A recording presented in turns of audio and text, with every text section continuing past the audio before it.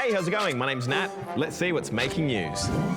Two of China's most fluffy, bamboo-loving diplomats have been a hot topic of conversation this week. Here's Ren with more. Yep, that's right, Nat. I'm here at Adelaide Zoo and I'm about to meet two Chinese diplomats that have called Australia home for 15 years. Ah, there's one now. Did you get it? Did you get it? Yep, meet Wang and Funi. Well, they're not your typical diplomats. Well, yeah, they're giant pandas. They're the subject of some big diplomatic discussions at the moment. You see, China owns almost all of the giant pandas in the world. And for decades, the government has loaned them out to other countries as a sign of friendship, which is something called panda diplomacy, like Wang and Funi here, who arrived on loan to Australia back in 2009. But that loan is set to run out this year. So our Foreign Minister Penny Wong has been trying to convince her Chinese counterpart, Wang Yi, to let them stay longer. I think we're on a good path there to continued panda presence. Did you hear that, Wang? You might get to stay down under. Whoa, let's not get too far ahead of ourselves. It's likely that even if the pandas do stay, Wang and Funi could actually get swapped out for different pandas that might have a better chance of breeding. We want panda cubs. But I want them to stay. Maybe this will help. Are you feeling it, Wang?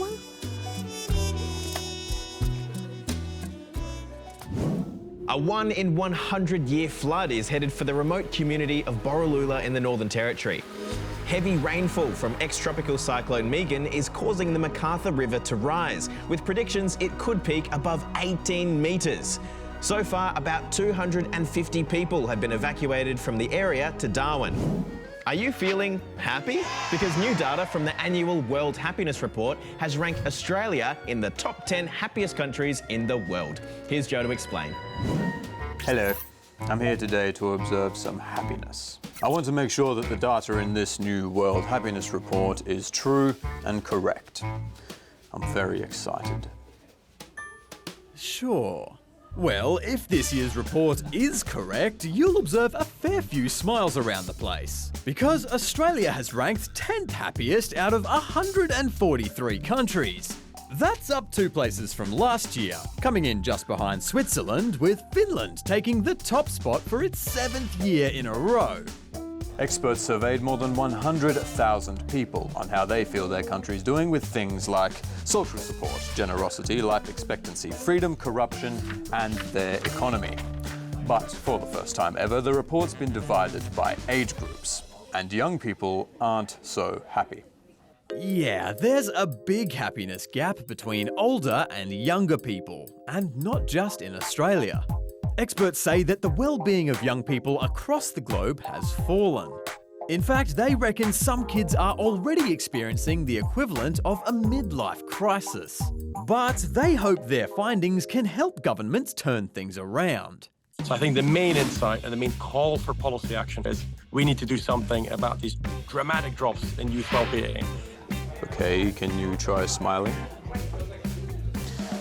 Yep, you're happy. Something smells kind of fishy in here. Oh, perhaps it's because this video's from a very long time ago.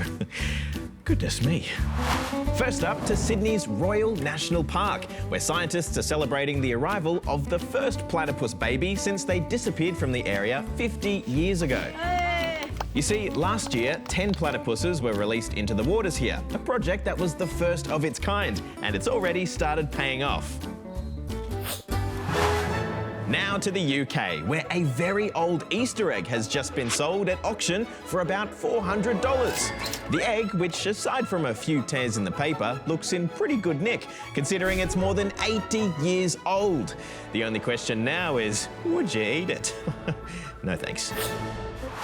And finally, to a very old tortoise named Jonathan. So old, in fact, he holds the record for the world's oldest land animal at 192 years old. Yeah, I know, hard to think from looking at him. He hardly looks a day over 190. Well, that's all we've got for you today. We'll see you tomorrow. Bye. We'll be back again tomorrow with more. See you then.